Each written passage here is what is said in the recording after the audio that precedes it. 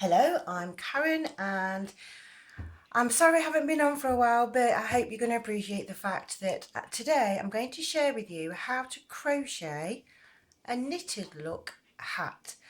I've chosen this pink because I read on the news about the ladies in America doing their demonstration in Washington DC, and I thought that this would be a beautiful hat for the day and to be able to wear for afterwards. Okay, so I'm just going to move this. Actually, before I move it out of the way, I was going to move it out of the way, but what I'm going to do is I'm going to show you, this is the front of my hat and this is the back of my hat. Now I haven't sewn the ending deliberately, and I've left my marker point in deliberately so that I can show you that you actually, if we look all the way around, we have no visible joins on the outside of our hat. Okay, and the reason why, you can see this is the end where I finished off, and this is the marker point where I'd got to a certain point and I've just gone round and around after there. And if we look inside, we can see it does create an inner seam, and if you wanted to have the hat the other way around, which is beautiful the other way around as well, except for this, you can actually do yourself a nice row of leaves or something. Okay, so I just thought I'd share with you that, really, just so that you know that this is just going to be one of those most amazing hats that you've ever made, probably. I will also say that I've tried to practice with other yarns, and this one here is it's actually the Fiesta, the cotton yarn, which is really soft and beautiful. But I did notice though that with this one, even though it's not completely visible, when you actually have got the hat on and because of it being a pale colour, and when it stretches, you can actually just see it slightly. So I'm going to recommend that you actually use a really thin yarn. I think it's classed as a 4-ply yarn. This yarn that I've got here, I'm doing it in the pink because it's a, what's it called, a pussyhat, to do it in the pink. And I'm using this, it's a Knitting Essentials yarn, like it says 3 for 2. It's from my local pound shop, so if you're in England and you want to go to Poundland, that's where you get this wool from, and they do it in all sorts of different colours. The plain colours work best to show the actual knitted effect. Okay, and these are 50-gram balls, and you will actually need to use one whole ball and work into the second ball as well. So it's best to get your 3 for 2,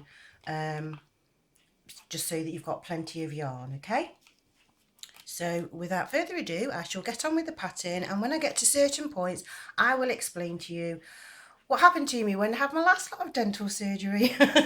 I'm not going to go into gruesome details, but I'm just going to let you know that I'm so much better from all of that, and it was a horrible time, but we all get over these things, don't we?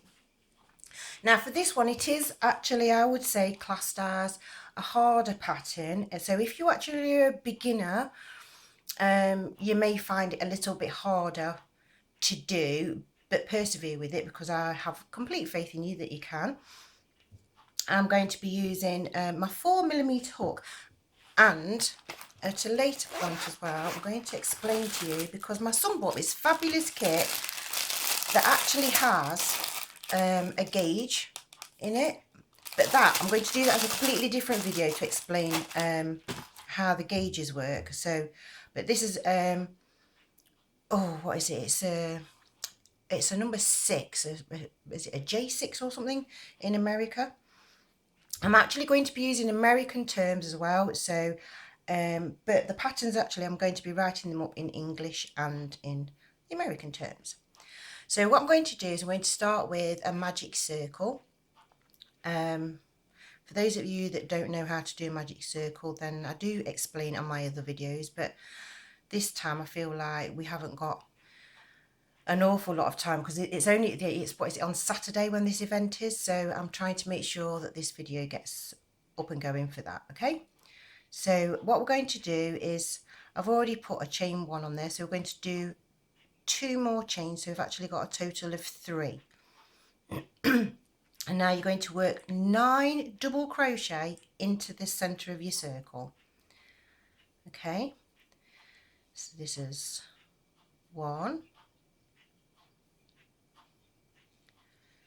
2, sorry,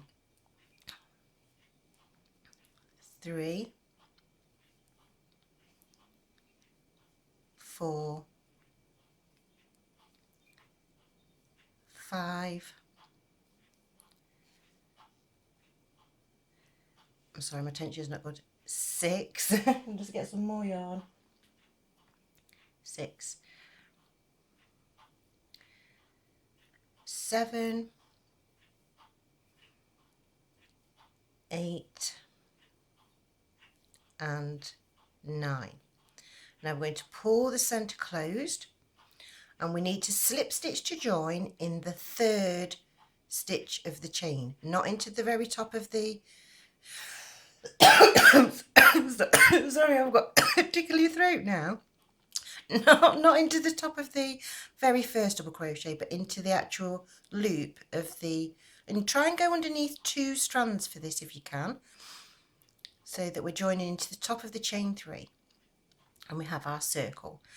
Now we're going to chain 3 again, 1, 2, 3, and we're going to work a double crochet. And what we're going to do is we're going to do the front post double crochet, so we're going to actually work it over this chain here, and we need to work 2 double crochet over this chain. So it's 2 front post double crochet over the chain from the previous round. Okay, so it'll look something like that. It will start to get like a little bit of a wave, so don't worry. And then for all of the other posts, we just need to do the same. We need to work 2 front post double crochet over the posts of each of the double crochet that we've already done. And so as you do it, look, you to start off with, you get what looks like you're going to get a huge gap. I don't know if you can see this properly, but it forms a gap to start off with, but then it settles down as we go along. And we're doing 2 over this one, 1, 2, and the same again, because by the time we get to the end of this round, we're going to end up with 20 front post double crochet. Oh, I forgot to tell you as well, the actual ribbon effect on the edge of the hat is all done all in one go. So if you want to go and look at my other video, which I haven't even made, if you're listening to this one, I haven't made it yet, I'm going to make it after this one. Oh, I've dropped my yarn, hang on. I've got it in a little bowl to stop it from running away, and it decided to escape. It's because I'm working from the edges of the balls of this yarn. That's one of the things that I found with this, you know, because it's a cheaper yarn, maybe, I don't know. But it was really hard to try and pull from the centre of the ball. So I have my yarn in a bowl so that it doesn't wander away, and I say it's still managed to escape. But yes, the ribbon is all, oops daisy, is done all in one go. None of this of like doing a ribbon effect first and then having to add on to it. So hopefully when you go and look at that, you're going to be able to utilize it in all sorts of other patterns. And realistically, I would have loved to have have created some more patterns, but when I noticed on the news that this event was happening in America, and I was like, oh, there's only a week to go, so I thought I'd try and make you something that you'd really, really enjoy. Okay, now we've done our 2 stitches all the way around. Now this time we're going to ignore this chain for the rest of this pattern, right up until we actually do the edging. We're going to hide this stitch. So the way to hide it is we're going to slip stitch to join in the top of the first front post double crochet, and you can actually see it set back slightly. But I discovered while I was feeling sorry for myself after all my surgery, that there's actually a really good way of hiding this. So we're going to chain 3 again. So that's 1, 2, 3. And now this time what we're going to do is you've got your chain work underneath and you've got your little stitch to the right. You're going to do a front post double crochet over the stitch to the right. Okay, I'm sorry, I'm making it look fiddly because I've got the table in the way. So we've done 1 stitch there, and that pulls your work and twists the stitch slightly, which helps to give you the knitted effect that we've got going on. Now we're ignoring the chain, and into the next post we want to work 2 front post double crochet. So for this round, all we're going to do all the way around is just go, so that was a 2, so this one is a 1. So we're going to go 1, 2, 1, 2 all the way around there. So that's 1, and this one is a 2.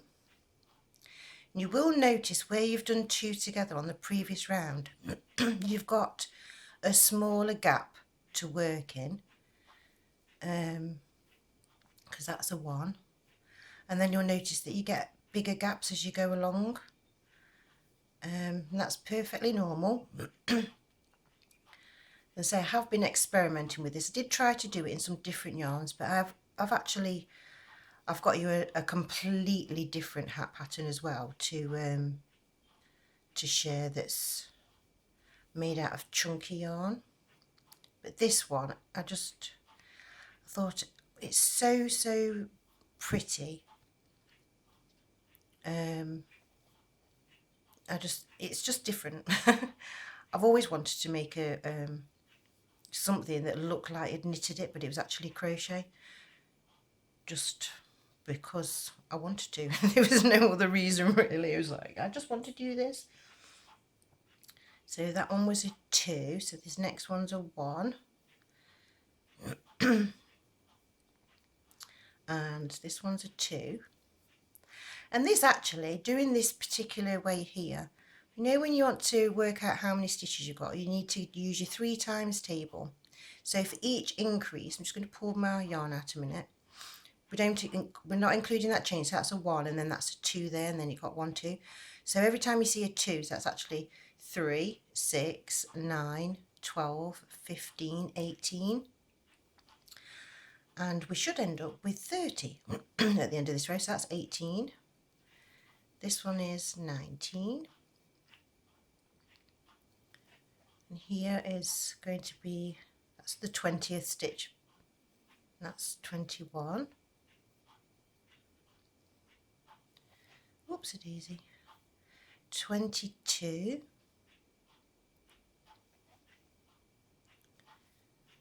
23. 24. 25. 26. And 27. 28. And my last front post there is going to have 2 on it, which will make my 30.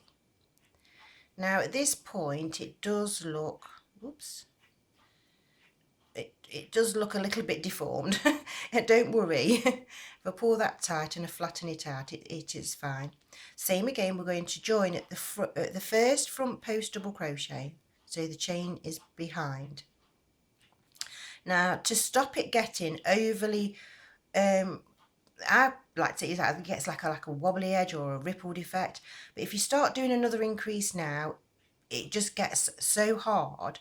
So what we're going to do is this particular round, we're going to chain 3, 1, 2, 3, and we need always front post to this stitch to the right first, so that's 1, and then we're ignoring the chain, but because the chain is there, this is where you've just got a smaller gap to get through.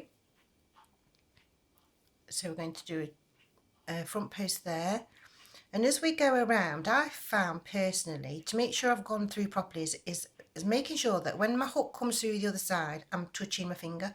Oh, by the way, that's the back of your work. Get a beautiful effect on the back. So what I'm going to do is, whoop, I've got too much round it now. Go under there. I've done it wrong. I caught my yarn. There we go. And so we're just going to do just around, this is just a plain one stitch in, it's just a front post, the whole pattern all the way through, right up until we get to the actual ribbon, is all front post double crochet, which is done in this particular way because as you work you'll be able to see your work better. I don't know whether you'll be able to notice it, but you'll see your stitch there, and as you go underneath and you get, as you pull your yarn through and you begin to do that stitch there, it twists the stitch very slightly, and so rather than you seeing the full front of your stitch, you're actually seeing sort of to the side of the stitch, which I think is how it's giving the illusion that it's knitted, but it's not. As you can see, it's actually crocheted. So I did. I thought, oh, you know, I've made a lovely hat. I've seen this event that's happening. I do believe it's all to do with the fact that while we've been having the elections and everything going off, and now you've got your the potential is your new Donald Trump is going to be your new president on Friday. I know it's a bit like the Brexit thing. You've got half of the country happy and half of the country sad.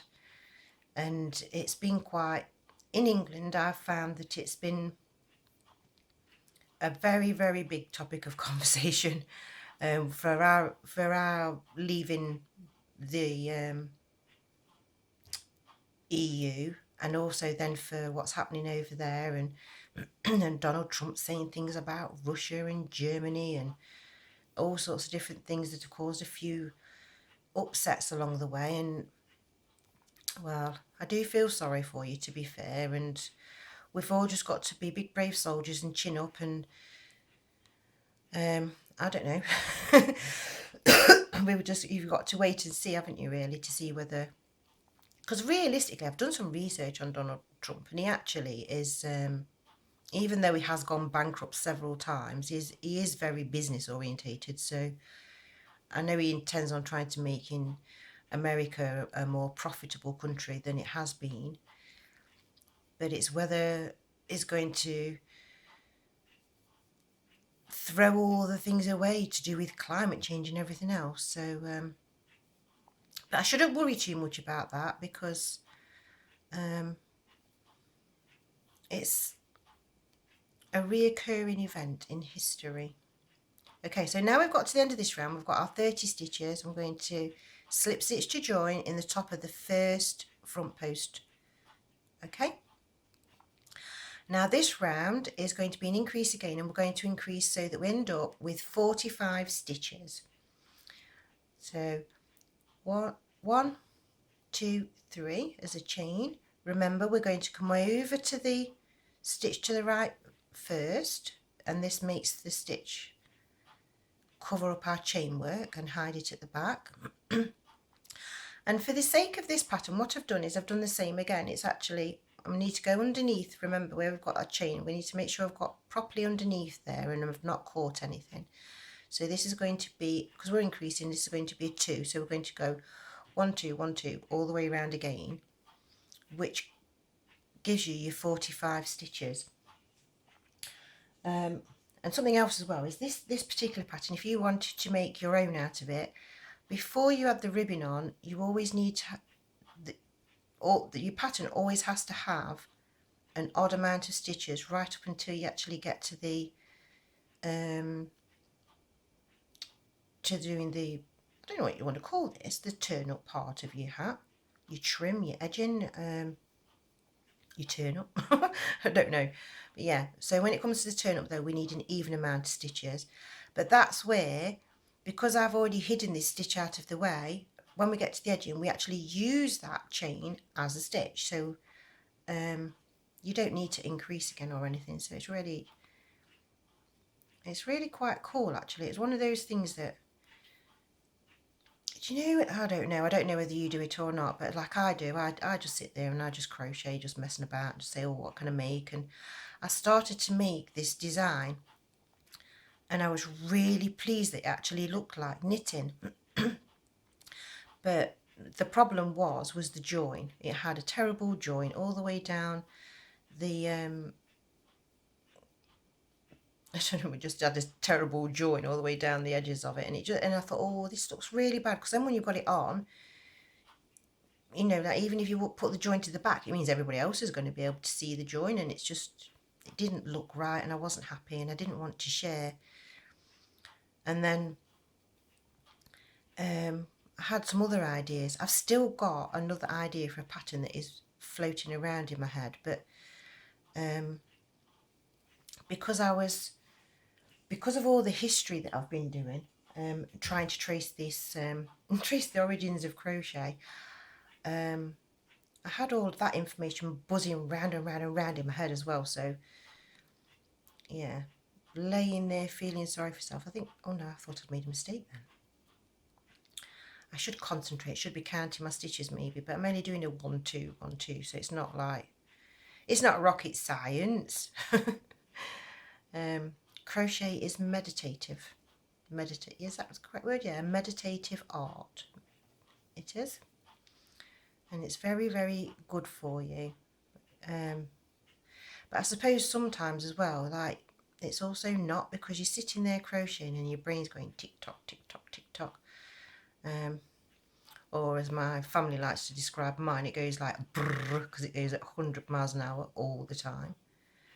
But I'm glad. I accept that I am the way that I am, and I have found some amazing, amazing new information and discoveries, and oh, I'm just so looking forward to sharing it with everybody. So I've actually started the book.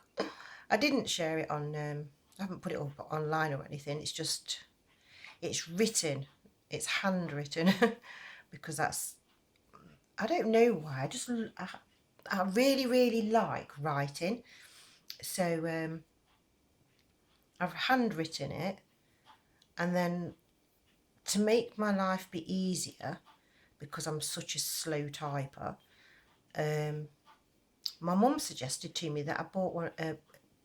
We actually called it a dictaphone, because that's what it used to be called, but it's now called a dictating machine, or a dictation machine. And the one that I'm going to go and buy apparently will turn what I tell it into text. So but we've all had to go on Google, and we know what it does, and you want it to search for something. So, but apparently this is really accurate. I've done some research on it, and it's really accurate. So out of every 250 words, it only gets one wrong, so it shouldn't be too bad. Okay, then I'm at the end now. And we have got 45 stitches. Okay, we're just going to check. So that's my beginning one. So that's 3, 6, 9, 12, 15, 18, 21, 24, 28. My brain's gone dead. I can't add up. 28 to 31. That's not right, is it? Maybe 3 times table. Really? It's not. 28, 29, 30, 31. That's 31, 32, 30, 34, 35, 36, 37, 39, 40, 41, 42, 43, 44. That makes 46 if I do it that way around. It's 45 stitches. Let's count them individually. My brain's just not working. 1, 2, 3, 4, 5, 6, 7, 8, 9, 10, 11, 12, 13, 14, 15, 16, 17, 18, 19, 20, 21. 22, 23, 24, 25, 26, 27, that's where I went wrong, 28, 29, 30, 31, 32, 33, 34, 35, 36, 37, 38, 39, 40, 41, 42, 43, 44, 45. I need to practice my 3 times table, don't I? Anyway, there we go, we slip stitch to join. Okay, so we've got our 45 stitches, and now this is where we're going to do the same again, is to make sure that we don't end up, if you do it so it ends up really, really wobbly, your hat then forms a strange shape. So I've chained 1, 2, 3. Remember, I'm going to work over to the right first so that we're covering up the chain from the end, and then we're going to go just 1 stitch, 1 front post double crochet in each front post double crochet. Okay, so that we end up with a total at the end of this round of 45. Now, because it starts to go longer and longer, and I don't want well, I don't want you to get bored part the way through the video, to be fair, but I say it is quite long-winded. It does take you a while to get to the correct amount of stitches. So what I'm going to do is I'm just going to work this one up. I'm going to do 1 more round of increases, because the next round of increases, if you just carry on and just keep doing a front post after that, then you can actually make the newborn hat. Okay, so I'm breaking it into stages for you so it's easier, and so that you don't have to go through all the trouble that I did of trying to work out how many stitches you need for each size and things like that. So yeah, it's one of the, it's really, once you get going, it's an easy pattern. But if you're not used to doing the front post double crochet and you're not used to doing the magic ring, then you need a little bit of practice on that. But I say is we all start from not knowing how to crochet to actually then being able to crochet, and the more we practice the more we improve our skills. So, and this is also going to happen to you quite a bit in your work. Have I gone off the camera? I hope I hadn't, sorry. Your work will curl up, but you can keep pushing it down, but it will curl up for a little bit first, and then as it gets bigger, you know, when you're actually just going around and around and around, then it starts to curve the opposite way.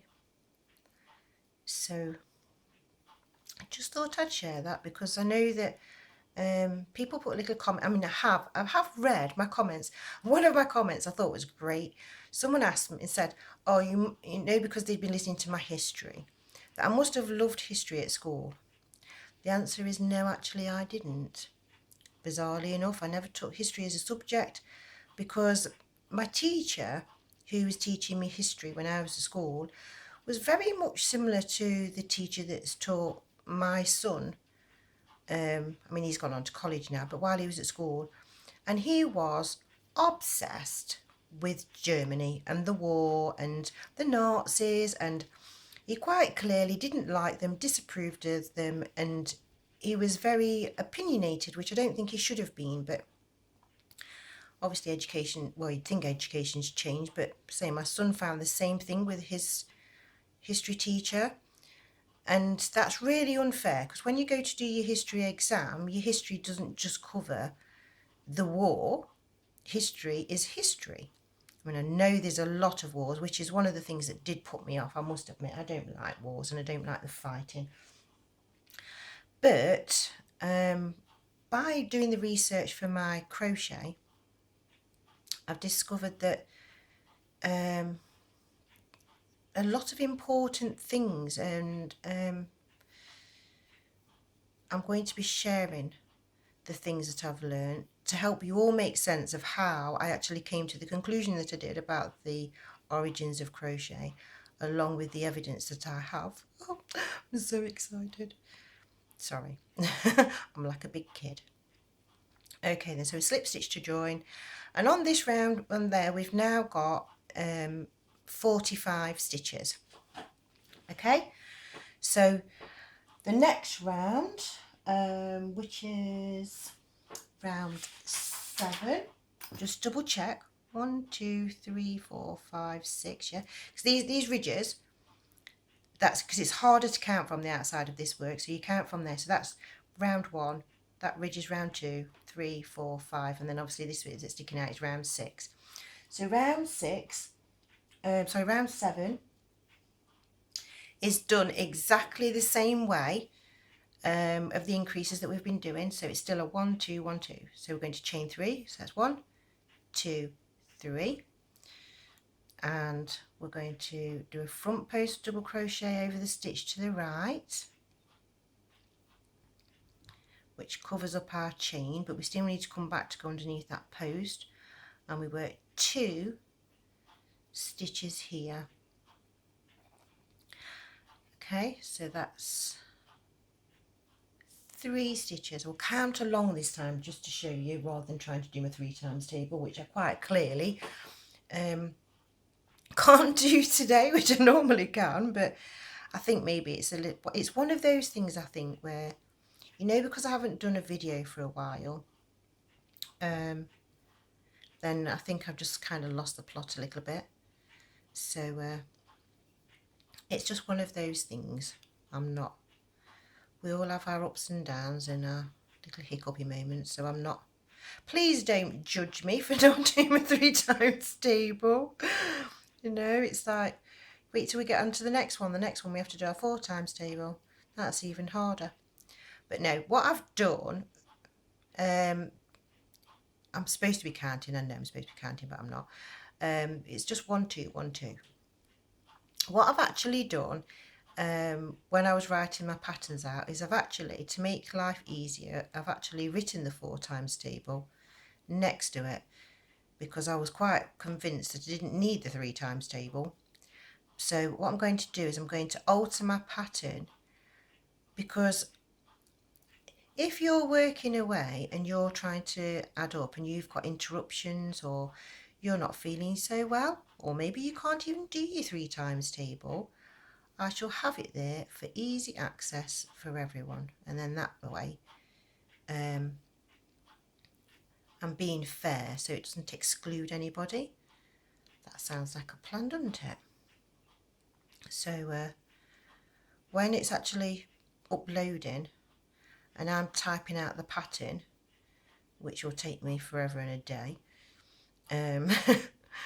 honestly, I think I can crochet faster than I can type. So I used to be able to type really quickly, because I did actually used to type as part of my work. But do you know, as I've changed jobs and done different things, I mean, just, I don't know, I just felt, I don't know, I didn't feel the need to use it like that. And then when I started to try and write out my patterns, I was like, ooh, it just shows you, like, because when you practice, obviously you get faster, and when you don't practice, it just goes back to being slow. And I'm just clearly not, oh, my fridge is making a noise, bless it. I've got a new fridge. My other fridge, over the holiday period, it decided that that's it. So I'm giving in. I don't want to work for you anymore. I'm just going to empty water all over the floor, and I'm not going to keep your food cold. So it arrived the Monday before the Christmas. So I was so lucky that I was able to then go and get all my Christmas food.